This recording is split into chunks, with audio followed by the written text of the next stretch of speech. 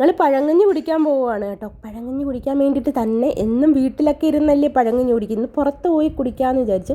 കുറേ നാളുകൊണ്ട് വിചാരിക്കുന്ന ഒരു കാര്യമാണ് കേട്ടോ.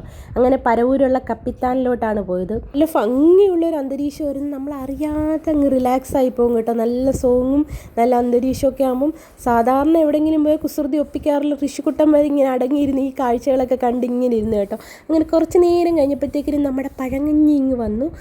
എന്തു ടേസ്റ്റായിരുന്നു എന്നറിയോ.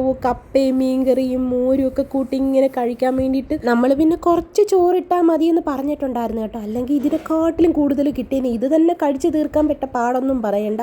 അങ്ങനെ എല്ലാവരും ആസ്വദിച്ച് തന്നെ അങ്ങ് കഴിച്ചു കേട്ടോ. കുറച്ചങ്ങോട്ടങ്ങ് കഴിച്ചു കഴിഞ്ഞപ്പോൾ പിന്നെ എല്ലാവരും അങ്ങോട്ടും ഇങ്ങോട്ടും കുറച്ച് ചോറെടുക്കട്ടെ എന്നുള്ള ചോദ്യം. അങ്ങനെ എങ്ങനെയെങ്കിലുമൊക്കെ ഇതങ്ങ് കഴിച്ചു തീർത്ത് കേട്ടോ. ഇതിനകത്ത് ആ കുട്ടി ടേബിളും കസേരയില്ലേ, അതാണ് എനിക്ക് ഏറ്റവും ഇഷ്ടപ്പെട്ടിട്ടുണ്ടായിരുന്നത്. ഋഷിക്കുട്ടന് പിന്നെ മുകളിലിരിക്കുന്ന ബുള്ളറ്റിലായിരുന്നു കണ്ണ്. ഋഷിക്കുട്ടൻ പറയുന്നത് സൈക്കിളാണെന്നാണ്. അങ്ങനെ പഴങ്കഞ്ഞിയൊക്കെ കുടിച്ച് വയറൊക്കെ നിറച്ച് അനങ്ങാൻ വയ്യാതെ തലയൊക്കെ കറങ്ങിയാണ് എല്ലാവരും വീട്ടിലോട്ട് പോയത്. എന്നാൽ പിന്നെ വീണ്ടും കാണുന്നവരേക്ക് ടാറ്റാ ബൈ ബൈ.